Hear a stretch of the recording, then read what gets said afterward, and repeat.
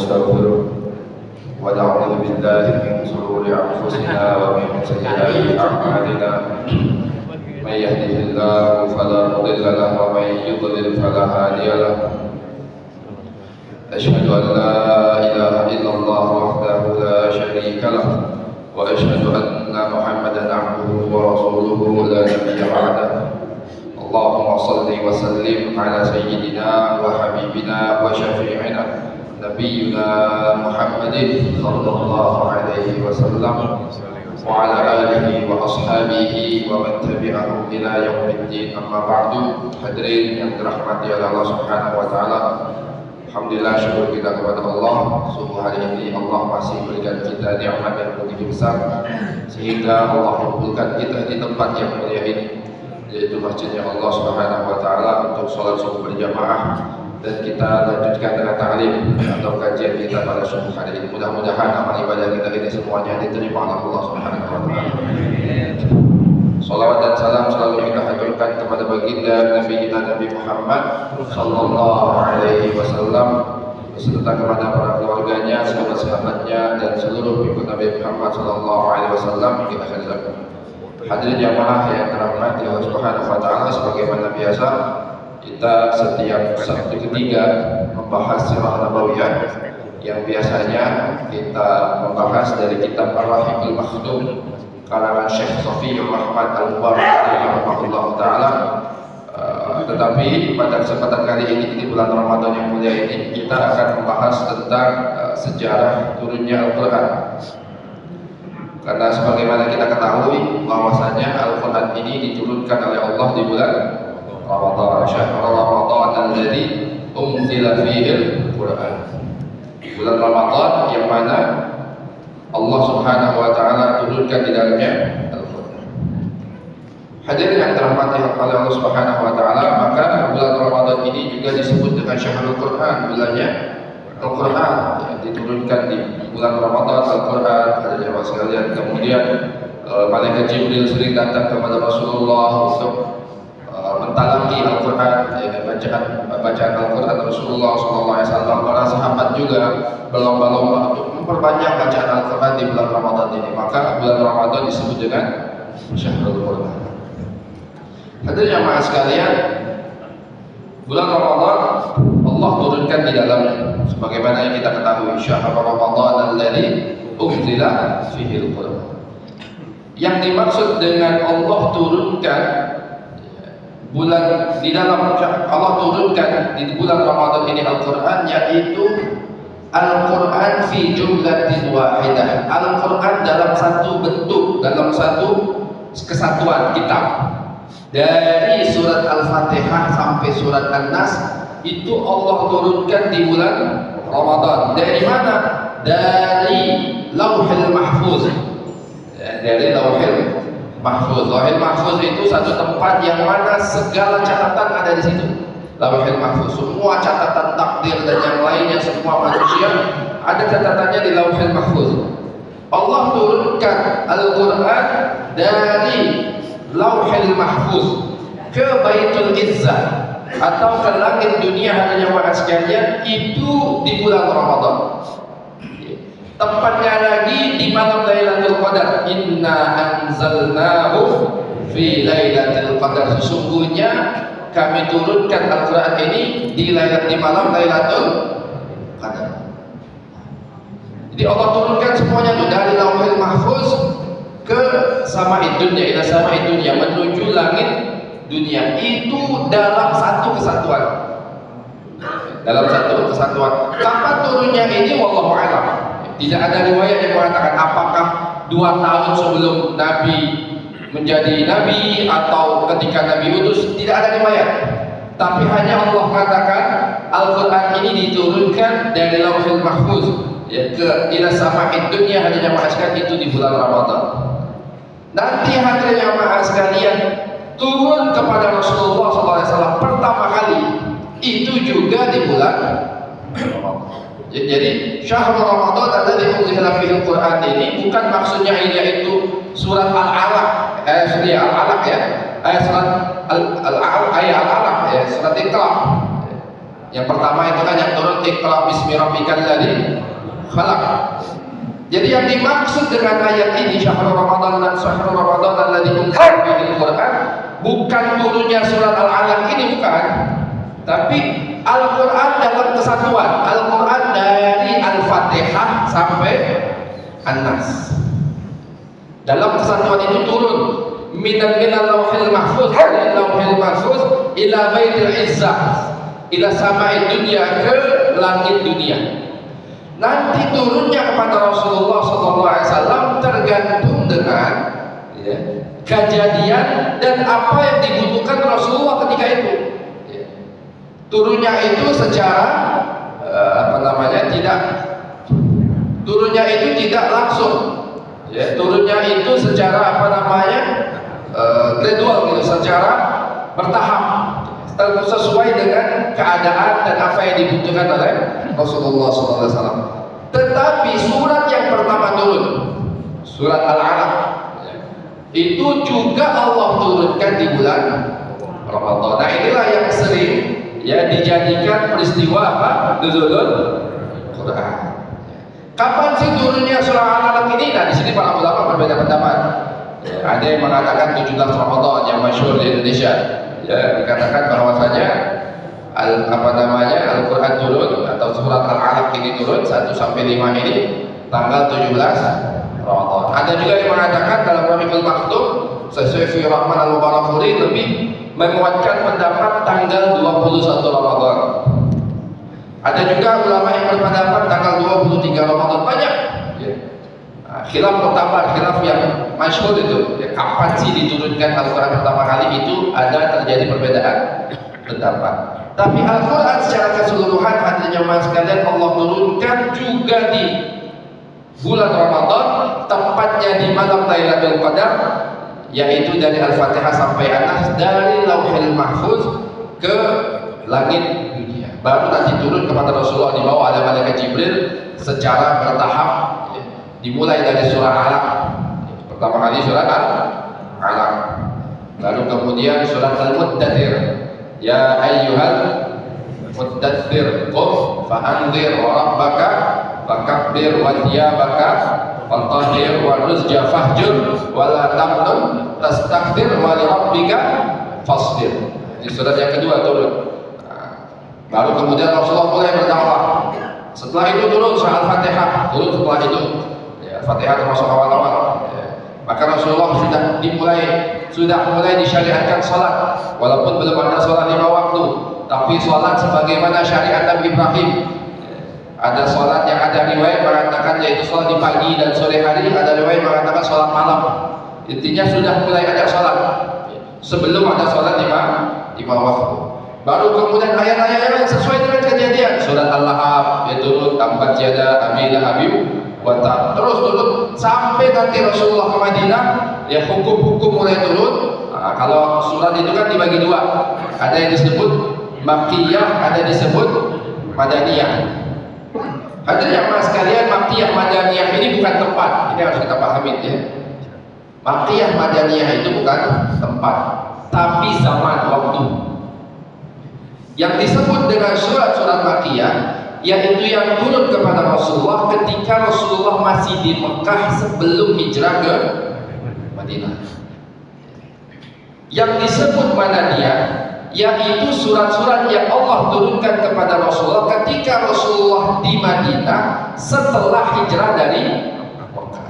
Ada surat yang Allah turunkan di Mekah tapi masuk Madaniyah. Karena kenapa? Waktunya sudah di Madinah, Rasul sudah di Madinah. Misalnya, Inna fatahna laka fatham mubina. Itu surat Madaniyah, walaupun turunnya di Mekah ketika perjanjian Hudaybiyah. Ya Inna fatahna laka fatham mubina. Ini ketika perjanjian Hudaybiyah turunnya, Rasulullah sudah di Madinah. Turunnya di Mekah, Hudaybiyah kan dekat Mekah. Jadi Makkiyah Madaniyah itu bukan tempat, tapi apa? Waktu, zaman. Kalau Rasulullah setelah hijrah maka masuk Madaniyah, walaupun nanti turunnya di Mekah.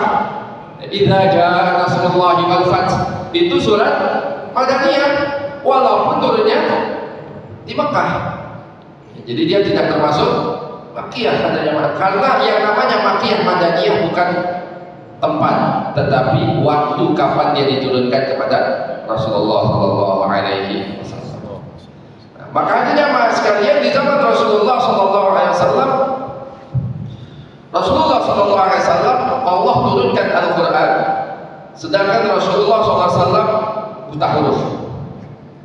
Rasulullah tidak bisa membaca dan menulis. Makanya ketika Jibril katakan di awal, ya kita sudah belajar dalam sirah tentang turunnya wahyu, kata malaikat Jibril, "Iqra ya Muhammad, bacalah wahai Muhammad."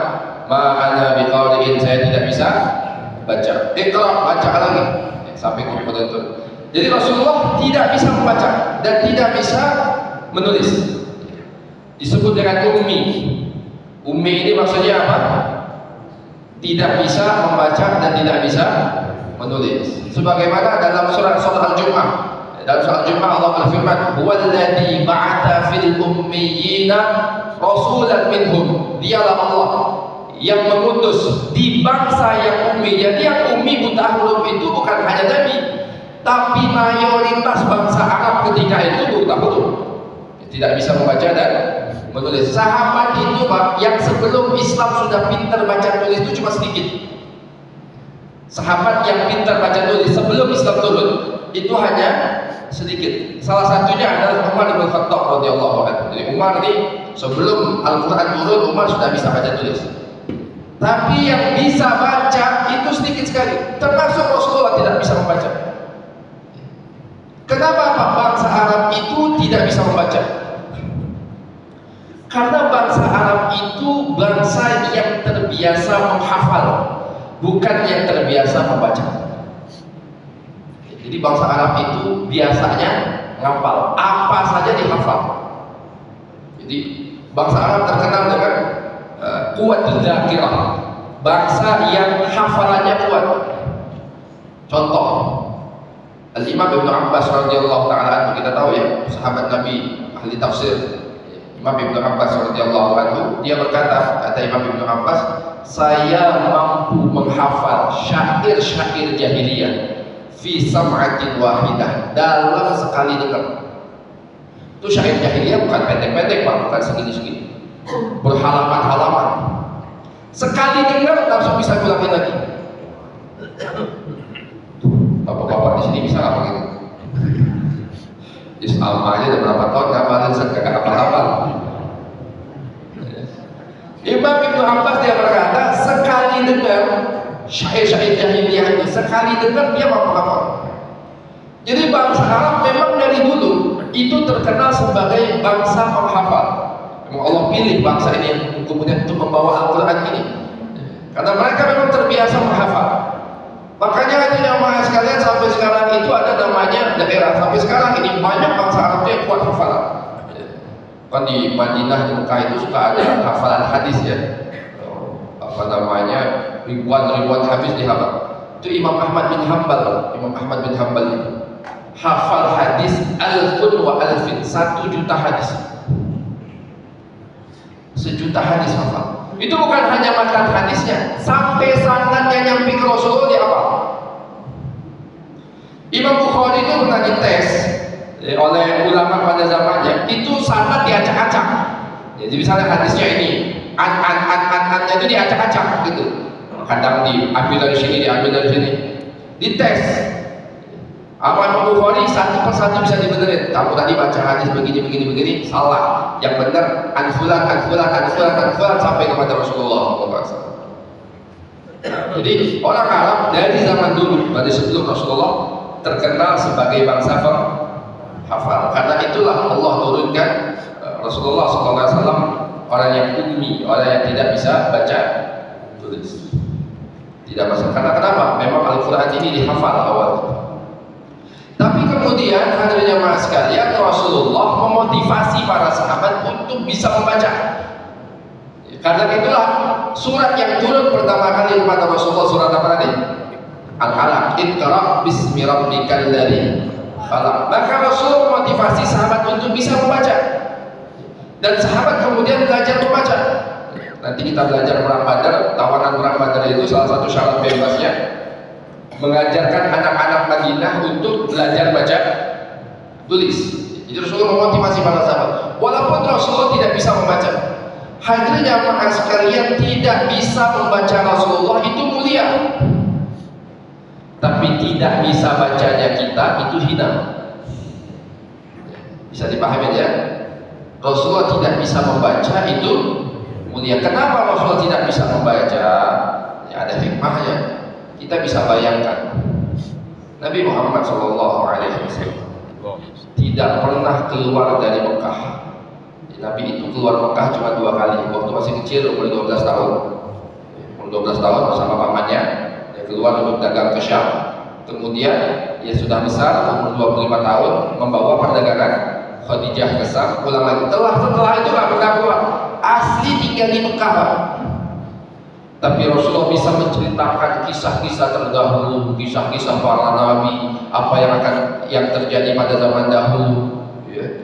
Nabi ini dari zaman Nabi Adam, kisah penciptaan manusia, dari zaman Nabi Adam sampai Nabi Musa sampai Nabi Isa.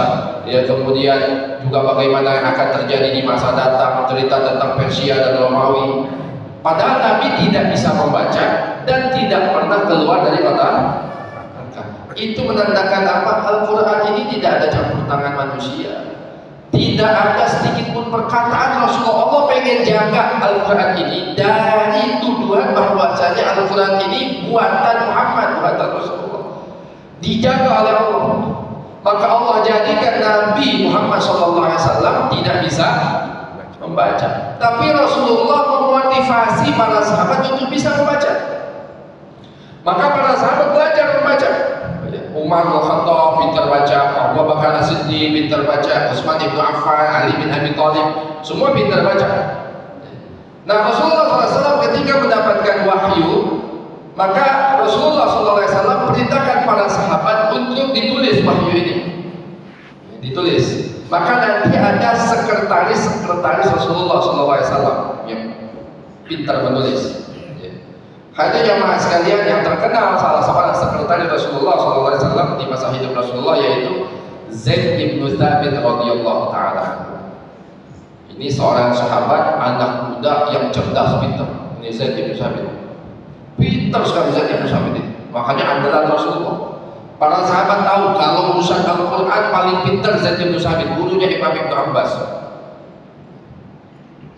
Dia masih kecil ketika itu, ada jamaah sekalian, ketika Rasul hijrah ke Madinah. Zaid bin Thabit ini orang Madinah, orang Ansar. Ketika masih kecil, ya, dia pengen ikut perang Badar.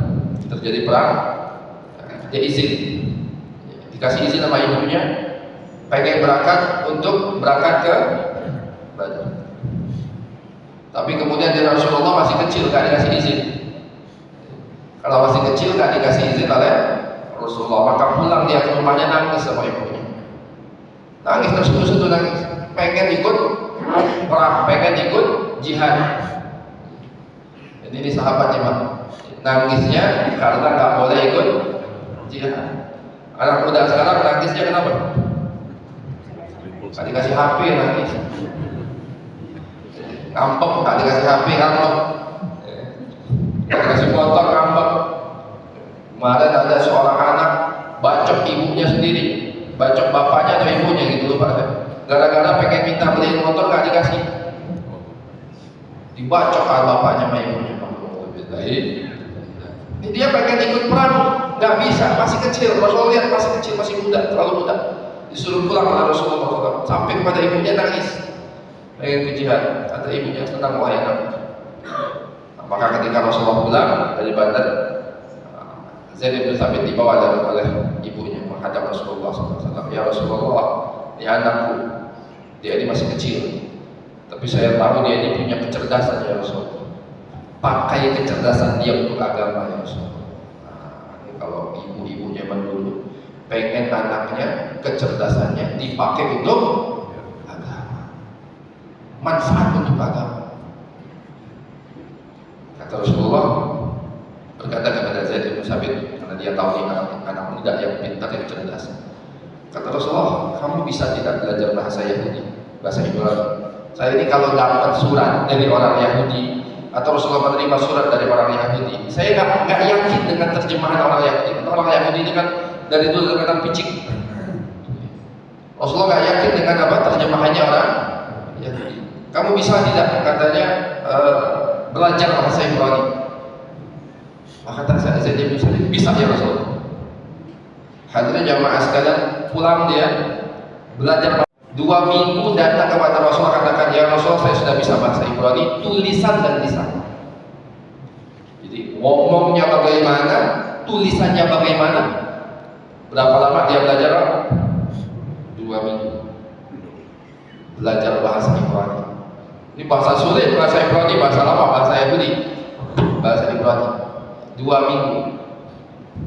Kata Rasul lagi, coba habis ini kamu belajar bahasa Suryani. Ini bahasa Suryani lebih sulit lagi. Ini bahasa Suryani yang Suryani beneran nih, bukan yang kita makoli itu bukan.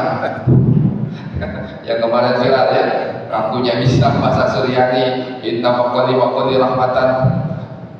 Itu buat sendiri. Bahasa Suryani, karena ini bahasa langka hari ini, bahasa Suryani itu sudah jarang dipakai. Hanya penduduk Suria, bagian sedikit penduduk Suria yang masih pakai bahasa Suryani. Ini bahasanya zaman Nabi Isa alaihissalam, bahasa Suryani. Bahasa yang sudah jarang dipakai. Kata Rasul, lebih sulit dari bahasa Ibrani. Kata Rasulullah, engkau belajar bahasa Suryani. Karena Rasul butuh surat menyurat dengan penduduk Syam dan yang lainnya, itu kan pakai bahasa Suryani. Hanya kalian, maka akhirnya Zaid bin Sabit belajar bahasa Suryani. 2 minggu setelah itu pulang datang kepada Rasul, ya Rasulullah saya sudah bisa bahasa Suryani. 2 minggu Pak, bisa tulisan dan lisan bahasa Suryani. Jadi bahasa Ibrani dia belajar 2 minggu, bahasa Suryani dia belajar 2 minggu. Tidak sampai 14 hari dalam hadisnya begitu. Tidak sampai 14 hari, berarti tidak sampai 2 minggu. Kita di sini belajar bahasa Arab sudah berapa lama Pak? Gak selesai belajar bahasa Arab ya. Ada kita pun dari kamar tabut besoknya lupa lagi. Jadi ini memang Allah berikan kekuatan kepada bangsa Arab, luar biasa mereka. Maka Rasulullah punya sekretaris. Salah satu yang paling terkenal adalah Zaid bin Sabit. Salah satu.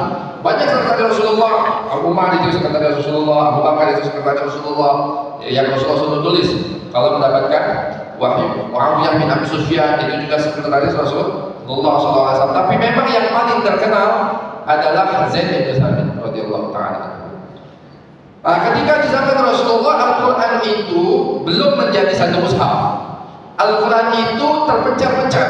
Ada yang ditulis di atas batu, ada yang ditulis di atas pelepah korma, ada yang ditulis di atas tulang belulang otak.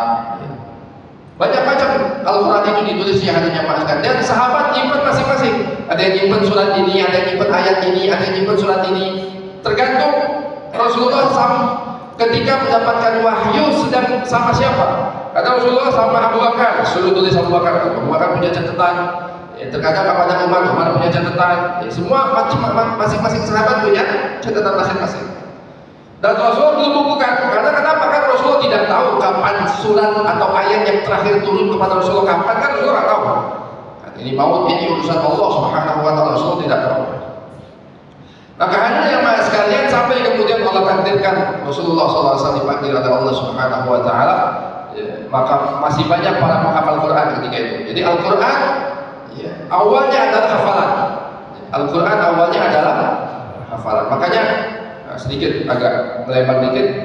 Salah satu orang-orang Orientalis, tahu orang Orientalis tahu apa?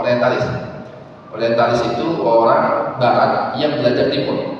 Orang-orang Barat yang belajar tentang ketimur-timuran, belajar tentang agama mereka, tentang sosial mereka. Salah satu yang mereka pelajari adalah tentang Islam. Terkadang orang Orientalis ini bukan belajar untuk meyakini keislaman, tapi banyak di antara mereka yang belajar agama Islam untuk apa? Membuat ragu kaum muslimin terhadap agamanya. Maka mereka mempunyai kajian khusus dalam memahami teks. Namanya adalah kajian hermeneutika. Kajian apa? Hermeneutika. Ini falsafat teks. Jadi ketika memahami teks itu harus dilihat bagaimana filosofinya, bagaimana kajian sosiologi dan yang lainnya. Begitulah intinya. Maka mereka juga mempelajari Al-Quran.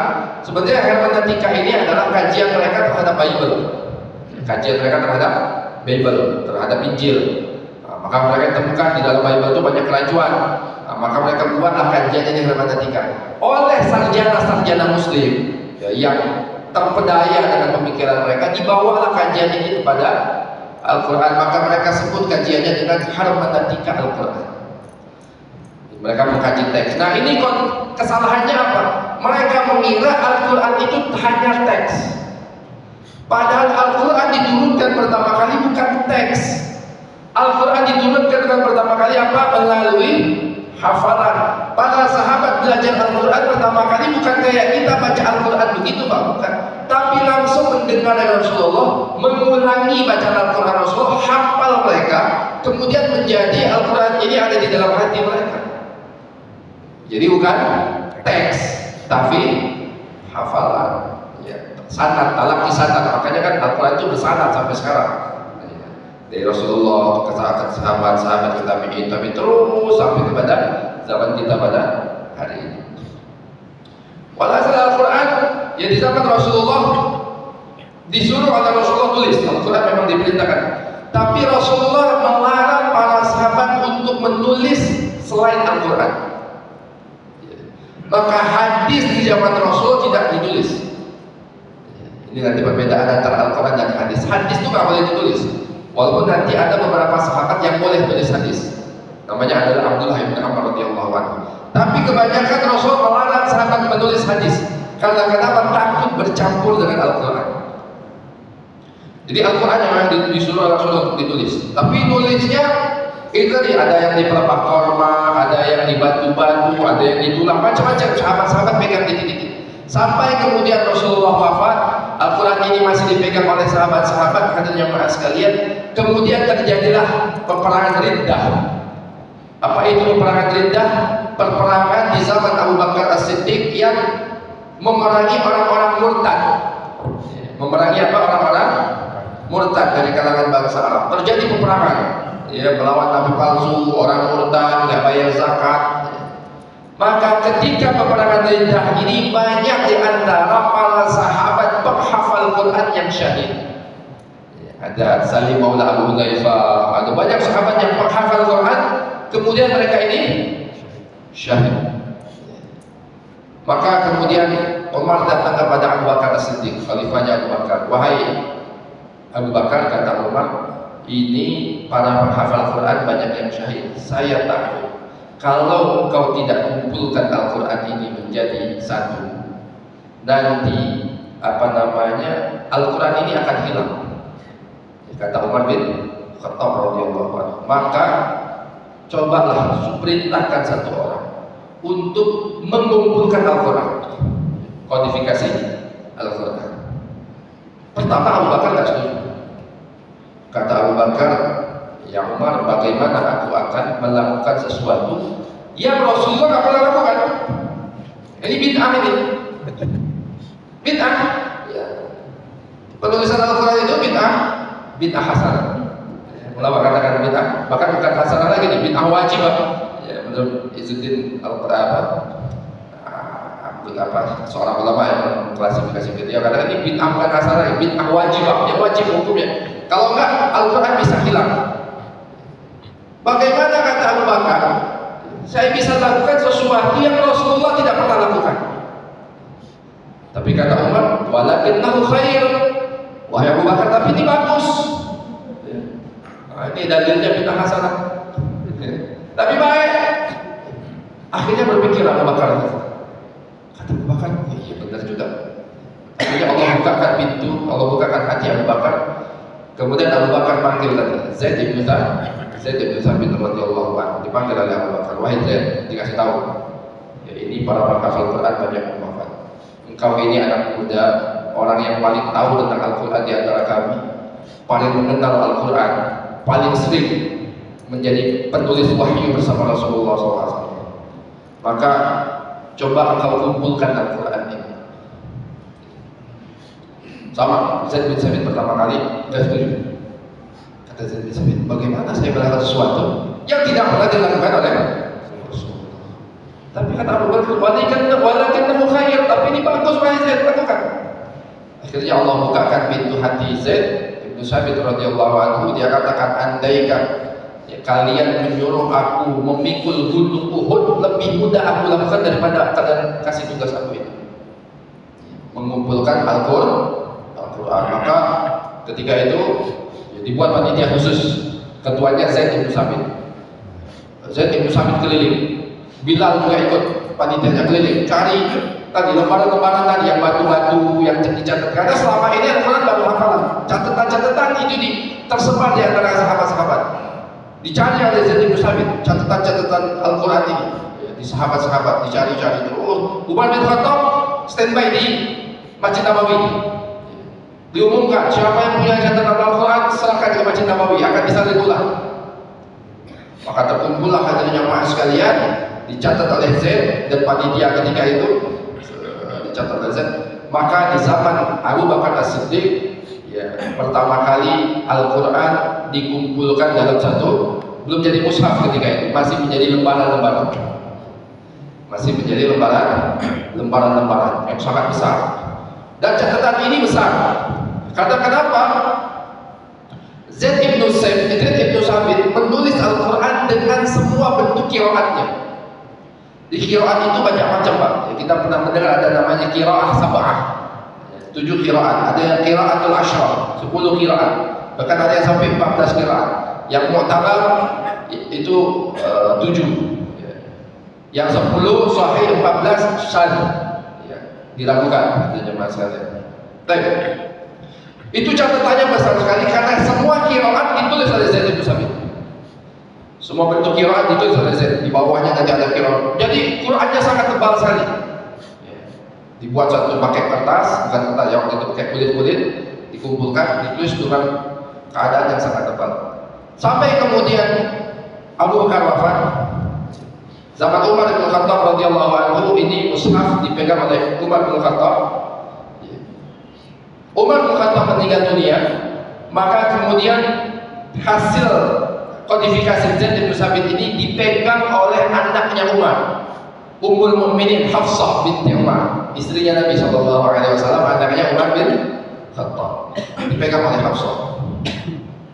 Di zaman Utsman bin Affan, penaklukan Islam semakin lebar, kemana-mana, Pak.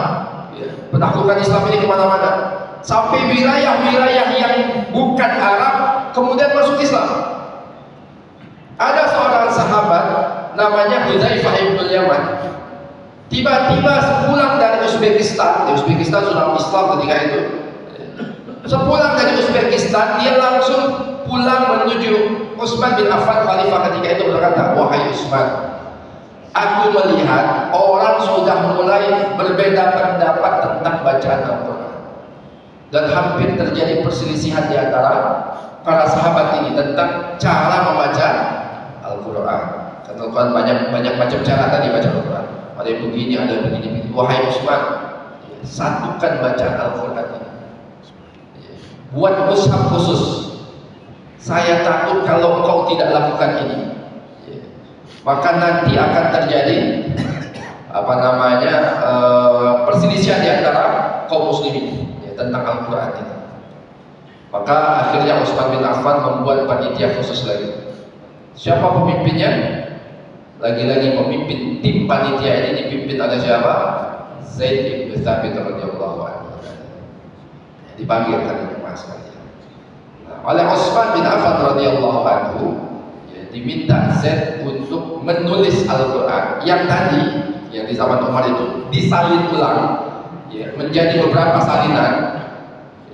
Dan hadirnya mas sekalian nanti disebar ke seluruh penjuru dunia Islam, disalin. Tapi salinannya itu menjadi lebih tipis karena Utsman mengkhususkan, hadirnya mas sekalian, Al-Quran yang memang diturunkan khususnya dengan dialek Quraisy, lahjahnya orang Quraisy. Jadi ada beberapa panitia, ada Abdullah bin Zubair, ada Zaid bin Sabit, ada beberapa macam. Pesan Utsman ketika itu, kalau kalian terjadi perselisihan terhadap qiraat yang bermacam-macam ini, khususkan atau tulislah dengan lahjah atau lahjah itu apa? Logatnya orang Quraisy. Karena kenapa? Rasulullah orang Quraisy dan Al-Quran ini diturunkan kepada Rasulullah yang berbahasa Quraisy. Jadi bahasanya Arab sama, tapi kan logat orang itu beda-beda. Ya, kayak Jakarta, Betawi Jakarta sama Betawi Bekasi beda kan Pak? Ya. Kalau kami di tempat saya Jatinegara mau kemana? Iya, itu Jakarta kita Tanah Abang, Jatinegara sama. Kalau Bekasi, lah iya ya. Itu Betawi Bekasi sama bahasa Betawi saling paham, tapi punya logat masing-masing. Ya kan? Nah begitu juga bangsa Arab punya logat masing-masing. Ya Quraisy punya logatnya, nanti bangsa ini punya logatnya masing-masing. Nah, maka hadirnya maaf sekalian, kalau kalian terjadi perbedaan pendapat dengan Utsman bin Affan, utamakan lahjahnya Quraisy. Karena Rasulullah Quraisy dan Allah turunkan Al-Quran ini kepada Rasulullah SAW. Maka buatlah panitia ini dikodifikasi Al-Quran ini.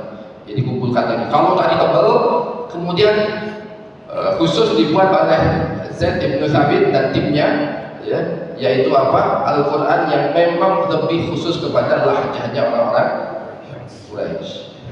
Dikumpulkan semua catatan-catatan itu yang dari Hafsah tadi diminta, kemudian ditulis ulang, maka dia menjadi satu mushaf, ya, menjadi apa? Satu mushaf Al-Quran. Itulah yang disebut dengan mushaf Utsman, karena atas perintah Utsman bin Affan radhiyallahu taala. Maka Utsman kemudian kirim Al-Quran ini ke beberapa penjuru yang baru-baru masuk Islam. Ya, dikirim Al-Qurannya dan dikirim gurunya. Dikirim Al-Qurannya dan dikirim gurunya. Tapi yang harus kita pahami hadirnya jamaah sekalian, di zaman itu tetap metode yang utama adalah metode talaki, bukan membaca. Jadi guru ngomong, ulangin, hafal. Jadi guru baca ayatnya, muridnya ulangin, kemudian hafalkan. Teks Al-Quran hanya untuk membantu hafalan, tapi yang paling utama adalah melalui hafalan talaki. Jadi guru ke murid, guru ke murid, guru ke murid, begitu. Kadang-kadang bahasanya jamaah sekalian, di zaman itu teks Al-Quran itu bahasa Arab secara keseluruhan itu belum baku, belum sempurna. Kalau Bapak Ibu melihat, coba lihat ya di Google, cari bagaimana surat Rasulullah kepada Heraklius. Itu Pak, tulisannya itu nggak ada, jangankan harokat, titiknya aja nggak ada. Bah begitu, tak begitu, tak begitu.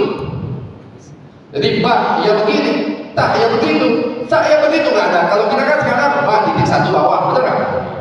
Ya. Tak titik dua atas, tak titik tiga di atasnya. Zaman itu belum ada, jadi begitu-begitu aja. Jadi kalau orang nggak pakai guru bingung. Maka metodenya ketika itu talaki, tapi Al-Quran ini mushaf ini hanya sebagai pembantu daripada hafal. Terus seperti itu terjadi sampai di zaman Ali bin Abi Thalib radhiyallahu taala. Itu ada seorang Arab yang pakar bahasa Arab. Namanya adalah Abul Aswad Ad-Duwali. Ya, namanya siapa? Abul Aswad Ad-Duwali. Dia ini pakar bahasa Arab, pakar kaidah bahasa Arab. Kemudian dialah membentuk kaidah bahasa Arab dalam Al-Quran, huruf-huruf Al-Quran. Kemudian dialah Abdul Aswad Ad-Duwali ini di zaman Muawiyah bin Abi Sufyan setelah Imam Ali radhiyallahu taala anhu, ya, dialah yang pertama kali buat titik-titik itu. Karena kenapa? Dia melihat banyak orang, beberapa kali dia ketemu ada orang membaca Al-Quran salah. Bara'atun minallahi wa rasulih, bara'atun minallahi, mana tuh? Soal bara'ah. Ya, bara'atun minallahi wa rasulihi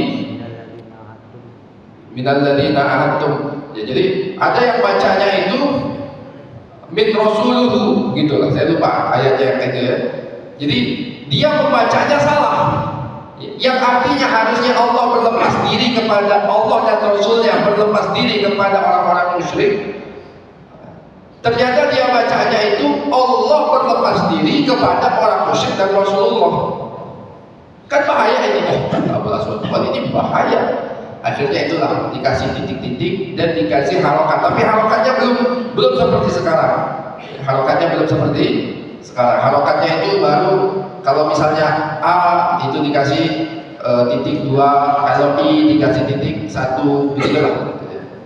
Baru kemudian di zaman Marwan bin Abdul Malik, seorang khalifah Bani Umayyah, barulah kemudian Al-Quran itu harokatnya sama seperti sekarang ini, ada A, I, U. Ya. Kemudian disempurnakan lagi, hadisnya bahaskan ada juz. Al-Fatihah, Al-Lahab, An-Nas, itu dari zaman ini Al-Baqarah. Rasulullah ketika mendapatkan Al-Quran, kata Rasulullah, ayat ini masuk dalam surat Al-Baqarah, ayat ini masuk dalam surat Al-Hujurat, ayat ini masuk, itu sahabat tulis atas perintah Rasulullah, masukkan surat ini, masukkan dalam surat ini. Surat-surat itu sudah terbagi di zaman Rasulullah SAW. Rasulullah kalau baca ketika imam misalnya, ketika Rasul pengen menyambung, ya, bacaan Al-Quran dari satu surat ke surat yang lainnya, biasanya para sahabat kami tahu itu Rasulullah berpindah surat kalau ada Rasulullah membaca Bismillah. Jadi pembatas antara satu surat dengan surat yang lain itu melalui Bismillahirrahmanirrahim. Jadi surat-surat ini Al-Fatihah, Al-Baqarah, Al-Imran, An-Nas sampai kemudian nanti atas itu sudah ada di zaman Rasulullah. Tauqifi bentuknya. Udah baku memang seperti itulah Al-Quran. Dari Lauhul Mahfuznya seperti itu. Tapi juz-juz itu yang sekarang kita baca ada juz. Itu istihad. Itu istihad. Tidak ada di zaman Rasulullah SAW. Yang membuat pertama kali bentuk juz-juz ini seorang gubernur di dinasti Bani Umayyah namanya Al-Hajjaj bin Yusuf Al-Thaqafi, gubernur Basra, gubernur Irak.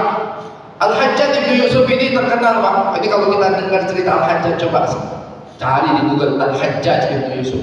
Kisah paling terkenal beliau ini adalah al-gujunya Bani Umayyah. Jadi siapa aja menentang Bani Umayyah dipenggal kepalanya. Ulama banyak mati di tangan Al-Hajjaj bin Yusuf ini. Tapi ternyata Al-Hajjaj bin Yusuf ini seorang hafiz Quran. Ya, ternyata dia seorang hafiz Al-Quran. Dia pakar Al-Quran. Maka adanya para sekalian, dialah yang kemudian mengumpulkan para ahli qiraat, para ahli Quran, yang kemudian membentuk juz-juz ini tadi. Kira-kira gimana dibuat Al-Quran ini biar orang mudah baca? Dibuatlah juz-juz itu. Kira-kira satu Al-Quran ini ada berapa huruf? Ternyata ketemulah, saya lupa, 370.000 berapa. Dari semua huruf ini, yang pertengahan yang mana?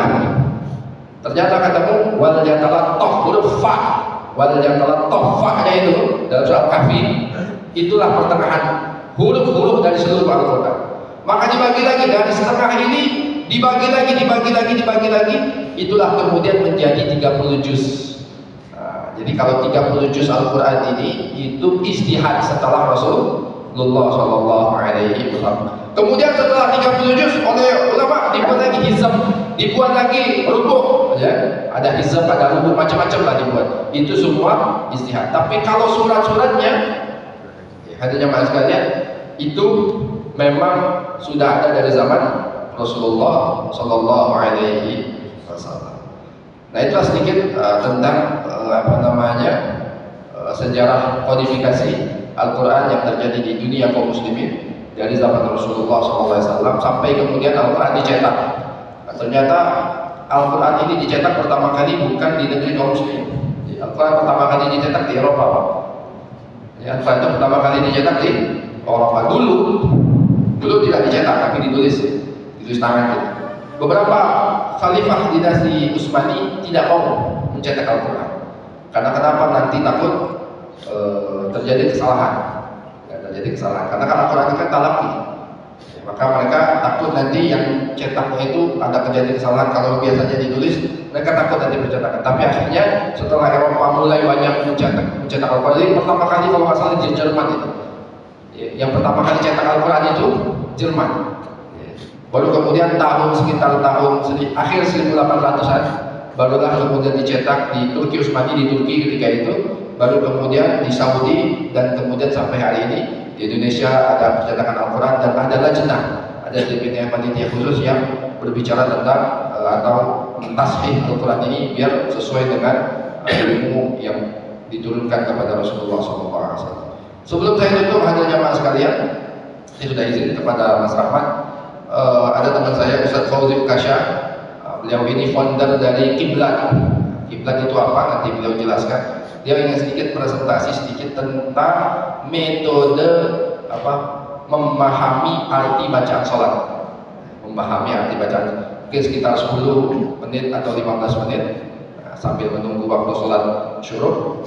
Kita dengarkan sedikit presentasi dari Ustaz Fauzi Akasya tentang metode kiblat, yaitu metode memahami arti bacaan sholat. Kepada Ustaz Fauzi Akasya, fadhil. Beliau pimpinan pondok di mana sih? Kutai Kartanegara, Kalimantan. Jadi punya pondok di sana, mengabdi orang Bogor aslinya, dari orang Bogor, tapi sekarang mengabdi ataupun membuat pesantren di Kalimantan, Kutai Kartanegara. Nah, dia punya metode ini, insyaallah pengen dijelaskan sedikit oleh Ustaz Fauzi Akasya. Antum itu.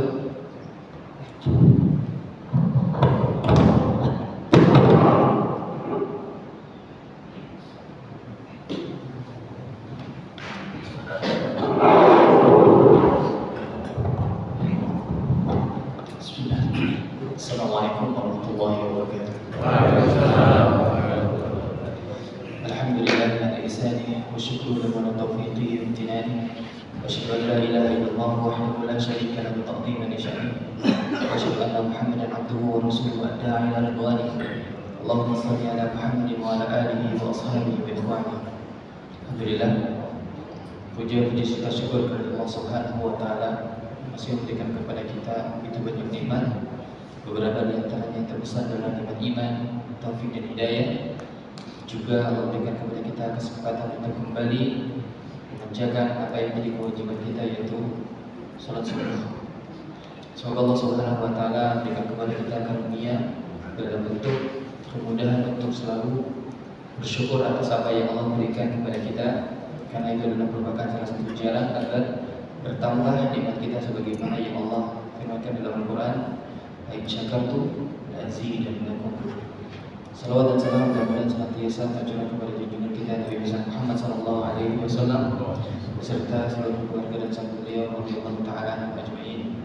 Dan kita tetap meminta doa serta berharap kepada Allah agar Allah meringankan langkah kaki kita untuk mengikuti jejak langkah mereka yang dengannya Allah berkenan untuk mengumpulkan kita bersama dengan mereka di jalan yang kelak. Allahumma amin.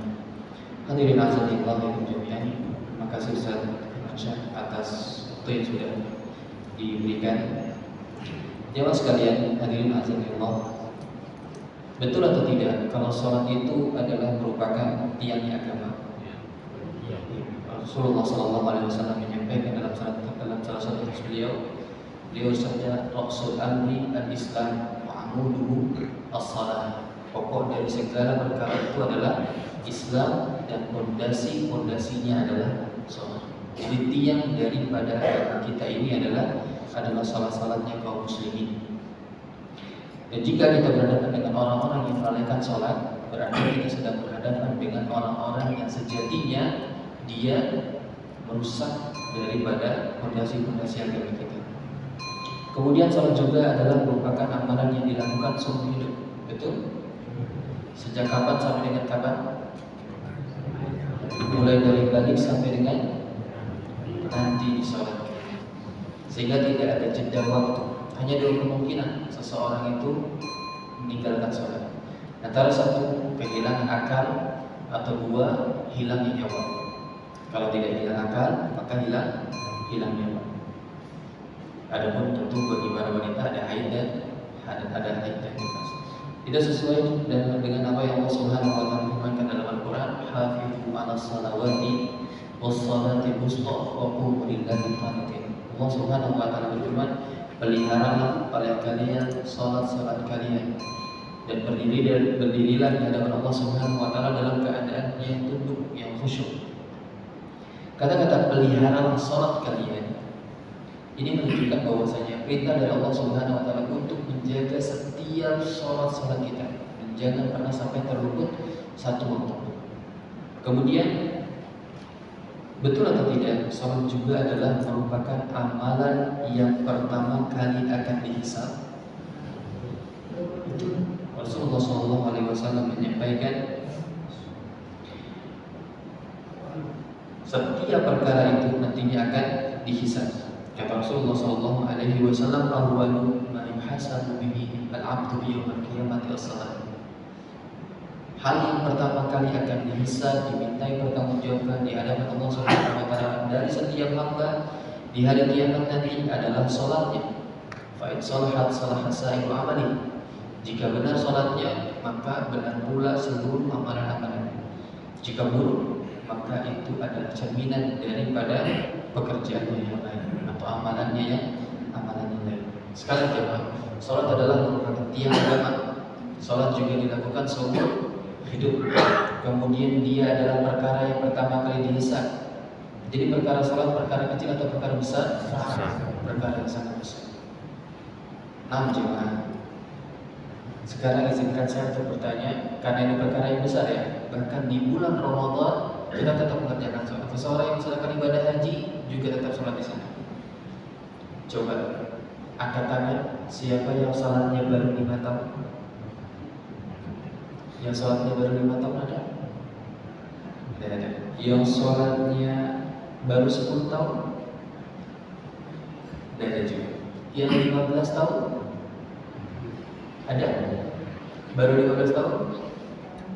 Yang 20 tahun atau lebih ada? Ada ya? Berarti bapak-bapak dan ibu-ibu sudah 20 tahun lebih sholatnya ya? Ada yang 30 tahun? Ada. Alhamdulillah. Nah bapak-bapak dan ibu sekalian, karena bapak dan ibu sekalian sudah sholat 20 tahun atau lebih, coba katakan, siapa yang siap saya tes arti bacaan sholat dari takbir sampai dengan salam? Ada yang siap?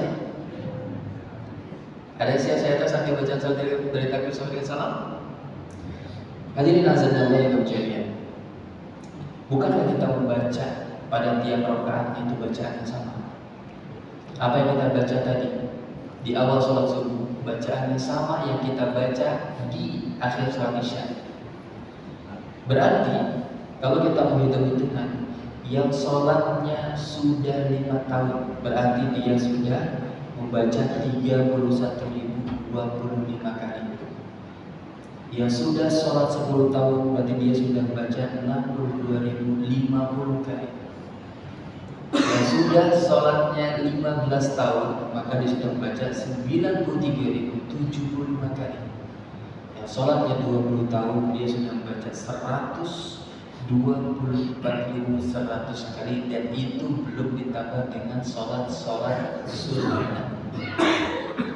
Nah hadirin azanillah wa jami'an, bisa jadi kita yang tidak paham arti bacaan sholat ini merupakan jawaban dari pertanyaan, kenapa sih kok sholat itu belum mencegah pelakunya dari perbuatan kejilan? Bukan, karena kontennya kita nggak paham. Isi yang ingin disampaikan, entahkah itu doa, entahkah itu pujian kepada Allah, kita nggak ngerti. Atau bisa jadi ini adalah jawaban daripada pertanyaan, kenapa terkadang sholat itu terasa berat? Karena kita tidak paham apa yang sedang kita baca. Nah, hadirin yang Allah jami'an, kalau kita ibaratkan sholat kita ini seperti meja. Meja biasanya punya berapa kaki? Ada 4 kaki. Maka pondasi sholat kita yang pertama adalah persiapan sholat. Bagian daripada persiapan sholat itu adalah niat, berwudu, pakaian yang suci, kemudian tempat yang suci, dan seterusnya. Ini adalah bagian daripada pondasi meja sholat kita yang pertama. Kemudian yang kedua, pondasinya adalah gerakan sholat. Seperti apa takbiratul ihram, seperti apa ruku, seperti apa sujud, i'tidal, kemudian terus sujud. Ini adalah pondasi sholat kita yang kedua. Lalu pondasi sholat yang ketiga adalah bacaan sholat. Apa yang kita baca setelah takbiratul ihram, apa yang kita baca pada saat ruku, apa yang kita baca pada saat i'tidal, sujud, duduk, dia terus sujud sampai dengan salam. Ini adalah pondasi sholat yang ketiga. Kemudian pondasi sholat yang keempat adalah memahami arti bacaan sholat. Kalau kita sudah tahu persiapan sholat seperti apa, kemudian kita sudah juga lama mengerjakan sholat gerakannya bagaimana, kemudian hafal bacaan sholat, tetapi arti bacaan sholatnya ini nggak kita tahu, belum kita ngerti, belum juga kita pahami, berarti itu seperti meja yang hanya punya tiga kaki. Kira-kira meja yang punya 3 kaki itu seperti apa? Jomplang. Padahal jamaah sekalian, berdiri di atas sholat kita, amalan-amalan kita yang lain. Berdiri di atas sholat kita, ya, beban berat daripada kehidupan kita. Lihat bagaimana Nabi Shallallahu Alaihi Wasallam menjadikan sholat sebagai tumpuan beliau. Adapun kita menjadikan sholat sebagai beban. Kenapa? Karena memang mejanya yang jadi beban. Mejanya ini jadi masalah. Kenapa? Karena kehilangan satu kaki tadi, yaitu kita tidak paham dengan apa yang kita baca. Kemudian jemaah, kalau meja ini sudah kokoh, ya, kaki meja ini sudah sempurna, persiapan sholatnya benar, gerakan sholatnya baik, bacaan sholatnya hafal, arti bacaan sholat dipahami, baru setelah itu ada yang namanya khusyuk di dalam pikiran dan khusyuk di dalam perasaan, di mana antara pikiran dan perasaan itu nyambung. Siapa di antara kita yang pada saat sholat justru ingat sesuatu yang lain di luar sholat? Ada? Apa yang biasanya diingat? Ya segala kunci, gunting kuku, recehan. Nah, jamaah itu disebabkan karena kita sibuk memikirkan hal-hal lain di luar sholat. Kenapa? Karena sholat kita nggak kita pahami apa yang kita baca. Berbeda dengan orang-orang yang mengerti apa yang dia baca, akan lebih mudah bagi dia untuk konsentrasi, akan lebih mudah bagi dia untuk bisa maksimal di dalam sholat. Dan wajar orang-orang seperti itu, ya, dia menjadikan sholat sebagai tumpuan hidupnya. Setiap kali punya masalah datang ke sholat. Bukan sebaliknya, malah menjadikan sholat serasa beban. Nah, hadirin azan ya Allah wa yakum jami'an. Kita kan lihat banyak daripada kaum muslimin, ya, agak sedikit karena kita bisa lihat di sosmed, ya, orang-orang yang terutama pada saat sholat tarawih belum selesai dari satu gerakan udah pindah ke gerakan, ya, bacaannya terburu-buru dan seterusnya. Ini menunjukkan bahwa dia tidak menganggap bahwa sholat itu adalah komunikasi antara Allah Subhanahu wa Ta'ala, tidak memantaskan diri di sana. Belum lagi ditambah dengan pasti orang tersebut tidak paham dengan apa yang dia baca. Hadirin azan yang lain berjamaah, diingatkan oleh Allah Subhanahu wa Ta'ala di dalam Al-Qur'an, "Faqala min ba'dihim khalfun adha'u shalah wa tabi'u syahawat fasawfa yaquluna ghayya." Akan datang generasi setelah mereka orang-orang yang melalaikan sholat, kemudian mudah memperturutkan hawa nafsu. Nah, ini satu mata poin dengan dua wajah. Mereka yang melalaikan sholat akan lebih ringan bagi dia untuk memperturutkan hawa nafsunya. Maka jadilah orang-orang yang baik sholatnya, ya, tidak melalaikan sholat, sehingga akan mudah bagi dia untuk mengekang hawa nafsunya. Nah, hadirin azan yang lain jami'an, gimana kalau kita punya anak-anak atau punya cucu-cucu? Anggap saja anak ini kemudian baru 7 tahun. Kemudian dia dapat tugas hafalan dari gurunya di sekolah. Kemudian setelah dia hafal, ya, bacaannya adalah Sami Allahu liman hamidah, Rabbana lakal hamdu bil samawati wal ardi wa bil ma syi'ta min syai'in ba'd. Doa apa ini? Doa yang tidak hafal anak ini. Tapi setelah sampai rumah dia bertanya-tanya, apa ya artinya? Kok saya disuruh menghafalkan, tapi saya tidak diajarkan artinya. Saya nggak ngerti nih apa yang dibaca. Datanglah dia kepada ibunya. Ibunya di dapur lagi masak. Bunda, hari ini dapat tugas dari guru untuk menghafal doa tidak. Ada udah hafal. Sami Allahu liman hamidah, Rabbana lakal hamdu bis samawati wal ardi wa bil ma syi'ta min syai'in ba'd. Cuma apa ya artinya? Bundanya karena nggak belajar juga, bundanya bilang, tanya sama ayah kamu di depan, ayah nggak lagi ngapa-ngapain. Akhirnya datang dia sama ayahnya, ayah, aku sudah hafal arti Sami Allah, aku sudah hafal baca Sami Allah liman hamidah, Rabbana lakal hamdu. Apa ya artinya? Bapaknya juga bingung juga ya. Apa ya? Kan kamu besok ketemu sama guru ngaji kan? Coba tanya deh sama guru ngaji kamu. Ketemu sama guru ngajinya, ternyata guru ngajinya nggak bisa bahasa Arab juga. Gitu. Akhirnya dia bilang guru ngajinya, ya insya Allah nanti sama-sama kita akan belajar di semester yang akan datang. 20 tahun berlalu, kira-kira pertanyaan itu masih terbawa atau tidak? Kenapa? Karena orang-orang yang dia anggap harusnya bisa, nggak bisa. Akhirnya dia anggap bahwa memahami arti bacaan sholat atau tahu arti bacaan sholat itu nggak penting. Mengingat orang tuanya nggak bisa, gurunya pun nggak bisa. Dan itu terjadi. Banyak sekolah kita masukin, ternyata guru-guru agamanya pun juga belum tahu arti bacaan sholat.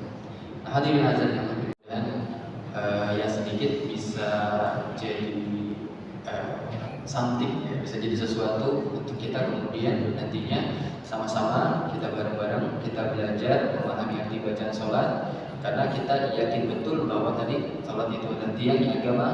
Kemudian sholat kita lakukan seumur hidup sampai mati. Kemudian sholat adalah merupakan amalan ibadah yang pertama kali akan dihisab. Qul qul hadza wastaghfirullah li wa lakum.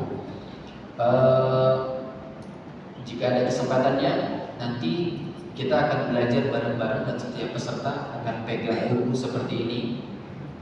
Kemudian nanti kita akan artikan bacaan sholat itu kata demi kata. Setelah kita artikan kata demi kata, kita akan ambil atau petik hikmah-hikmah yang bisa kita gali dari setiap bacaan, sehingga para jamaah bisa memahami kenapa bacaan ruku itu subhana rabbiyal azim, kenapa bacaan sujud itu subhana rabbiyal a'la. Apa yang bisa digali daripada doa samiallahu liman hamidah rabbana lakal hamdu bis samawati wal ardi wa bil masyita. Apa faedah daripada bacaan at-tahiyyatu lillahi wassalawatu wa tayyibatan seterusnya. Qul qul hadza wastaghfirullah li wa lakum. Assalamualaikum warahmatullahi wabarakatuh. Waalaikumsalam warahmatullahi wabarakatuh.